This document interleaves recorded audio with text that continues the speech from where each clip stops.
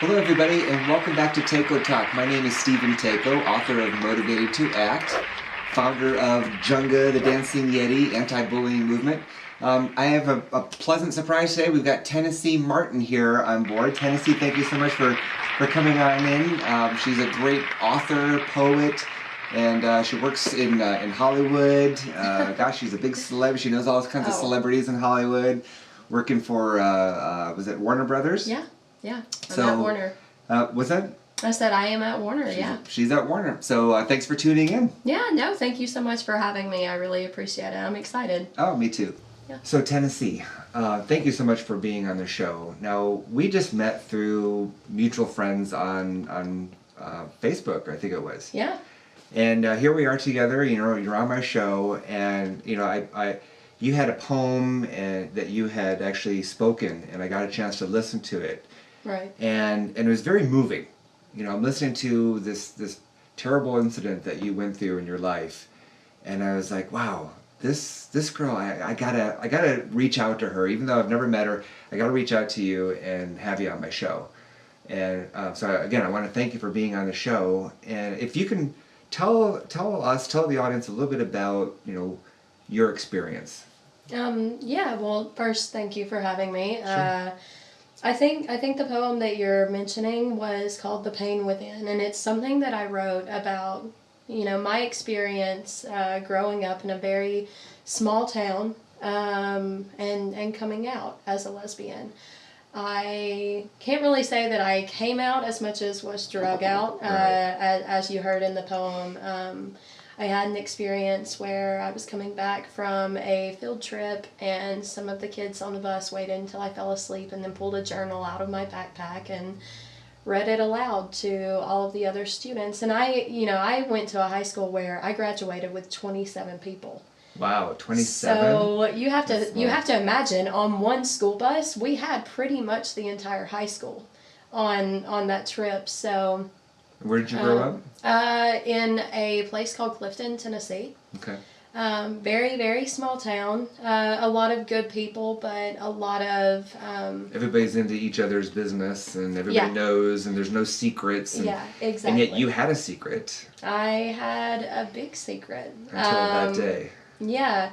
And, it was interesting because they are really good people in that community. It's a very supportive community. However, it still has a very small town mindset. One that a lot of people that I've met in Los Angeles are not familiar with because it's very archaic. It's still very anti-gay, a lot of racism, a lot of sexism. So, that was one of the reasons that it was so important for me to leave. Right. After my experience coming out, I had a lot of bullying from my peers, but I actually found that some of the most harsh bullying that I endured came from adults. I was harassed daily. Like teachers, neighbors, parents? The parent of my current girlfriend, her father would call my house at 6 o'clock in the morning and tell me that I was the spawn of Satan and that I had corrupted his child. And he got on the phone with my mother, and he would curse her for 30 minutes. And this is while I'm getting ready to go to high school. My mother had to put a restraining order out against him, and I think it was really that moment for me that I realized how unaccepting some people can be. Was he afraid that you were turning his daughter gay or something? Yeah. I mean, I think what he didn't understand is I really didn't have to turn her into anything. She was pretty much already gay. Yeah. But so he was blaming you for his... Well, it was embarrassing to him. People were finding out.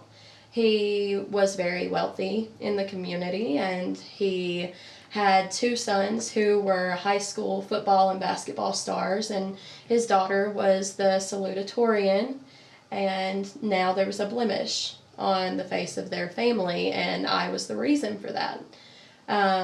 So I wound up not even applying to college in Tennessee just because I wanted to get so far away Sure. from that community. I wound up going to a very, also small but liberal women's arts college in Columbia, Missouri called Stevens.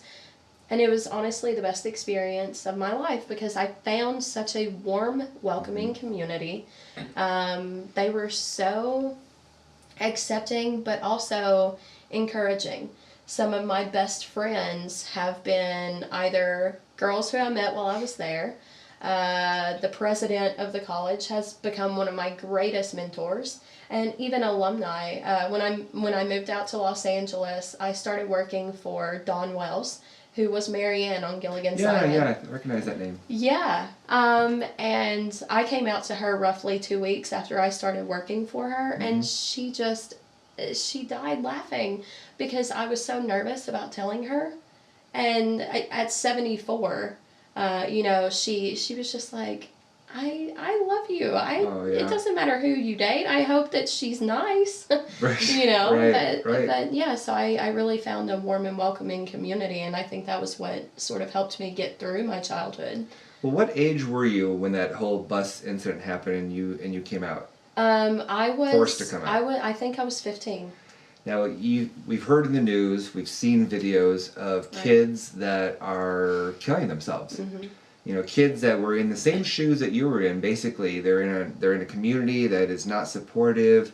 Their parents that are turning on them. Sometimes even their own parents, are kicking them out of their houses and everything else. And and these kids, as you know, I mean, you've got this feeling inside you that you're like, you're not good enough or you're not accepted, and a lot of kids turn to drugs, and they turn to just outside influences that are unhealthy. I was a cutter. You were what? I was a cutter. A cutter. That was sort of my process. I felt that so many things hurt at that time that if I cut, it was a pain that I could control. And looking back, it seems like an entirely different person, because I would never, at this point in my life, result in something like that. And I hurt so badly for those who do because I understand it. But at the same time, it's so difficult to look at someone who's going through that and to tell them that things do get better because they're not at the moment. I was fortunate in the fact that after I came out, roughly about a year after I came out, my mother, there was a situation with the school where one of the teachers stopped me when I was walking out of the lunchroom. Right. And I was very boyish in high school. I wore guys' jeans and button-ups, and I had on my button-up, and they were tucked into my guys' pants, and I had a belt on, and one of the teachers stopped me, and he told me that my pants were sagging, which was sort of funny since I had on a belt and everything was tucked in. How far could they possibly have been sagging? It was just that they were men's pants, and the pockets were so low. Mm-hmm.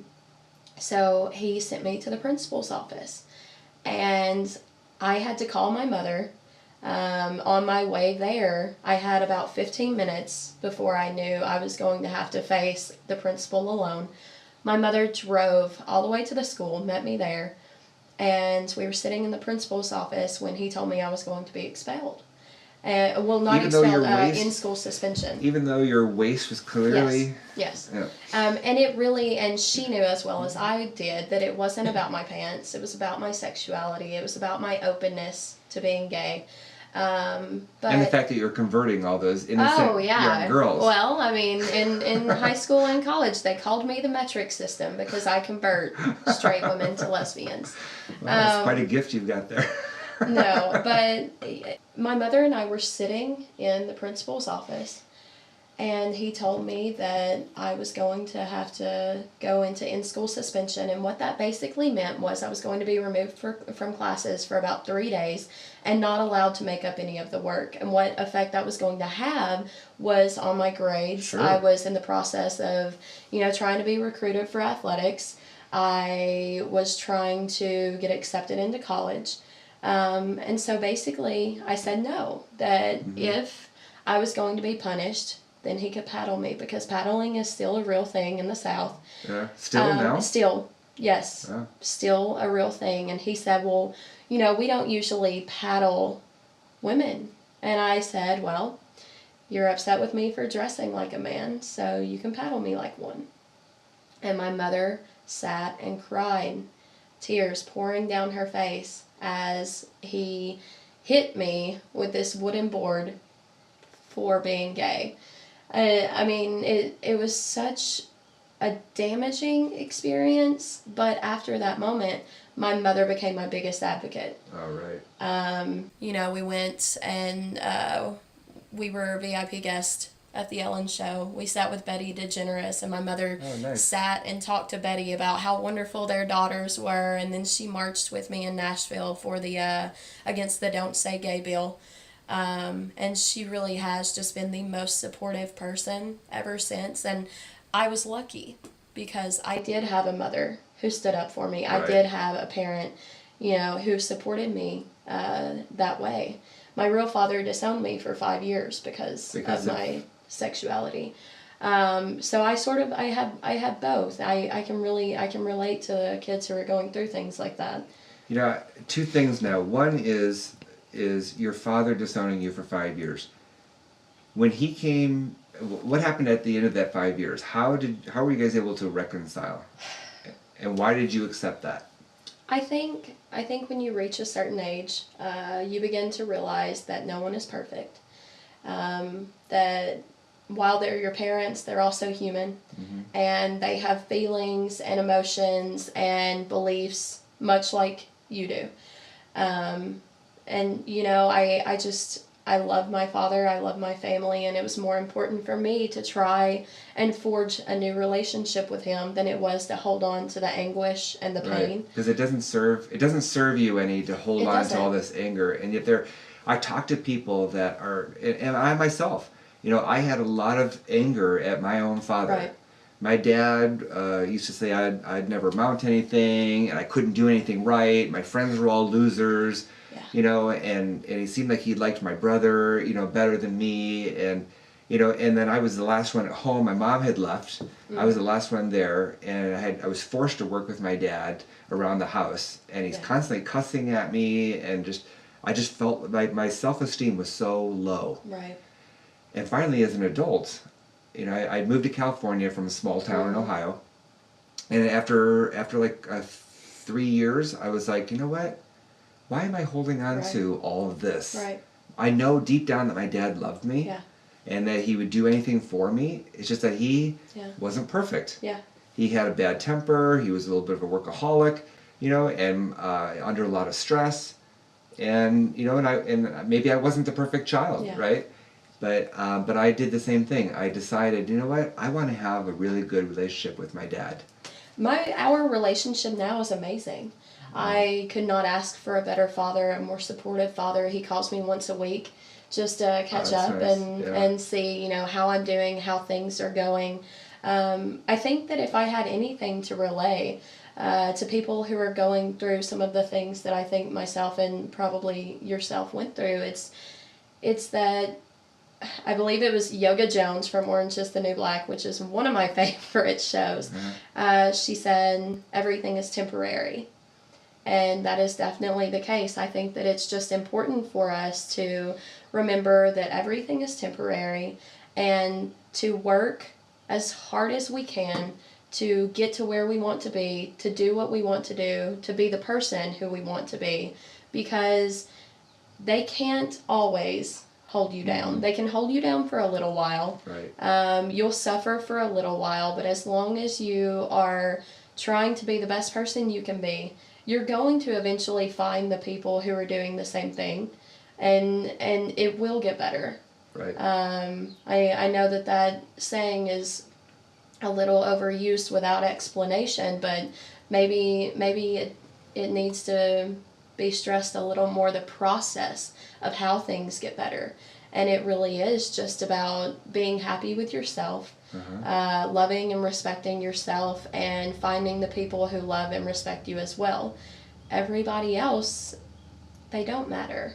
Even as painful as that is, I had to let go of that relationship with my father for 5 years. I had to realize that it wasn't my fault necessarily that he left, but when he came back, he was a much different person, someone who I could love again, and someone who loved me. Right. And I think he realized sort of the mistakes that he had made as well. So it's important to surround yourself with the people who care about you and who want you to succeed and who believe in you and support you. Right. That's Absolutely. how it gets better. Absolutely. Tennessee, we've got to wrap up the show, but I want to ask you if you could address the audience and then just say, like, let's say there's a teenager right now who's suffering with the fact that they are not being accepted for who they are, and they're about to cut themselves. They're about to do something drastic, something bad to themselves. What advice, what one thing, if you were to reach out to that person right now, what was the one thing that you would say to them? I think most importantly, if you're going through something like that, the most important thing is to remember that you're not alone, that there is always someone who is willing to speak with you. They might be difficult to find, whether it's myself or Stephen. You can connect with us on social media. I find that social media, while it can be a very dangerous thing, it's also a very beautiful thing in the sense that I've met some of the most incredible people and made some of my strongest relationships there just because of how open they were to talk to me. So find someone you can talk to, someone who cares about you, understands your situation. Just know that you're never alone. Wow, Tennessee, thank you so much for sharing. Folks, I hope that, if anybody out there is suffering right now, take what Tennessee has shared. And there's so much to live for. We all have purpose here in life. Each one of us, we're all very, very important. You're here. God put you here for a good reason. So again, thanks for tuning in for Tako Talk. Thank you so much for being on the show. Yeah, no, I had a great time. I really appreciate you and your movement. I think it's a wonderful thing. Thanks so much. She's got a huge following on Twitter. If you look on the screen, here's her Twitter handle. And you guys, thanks so much again for tuning in to Tako Talk, and have a beautiful day.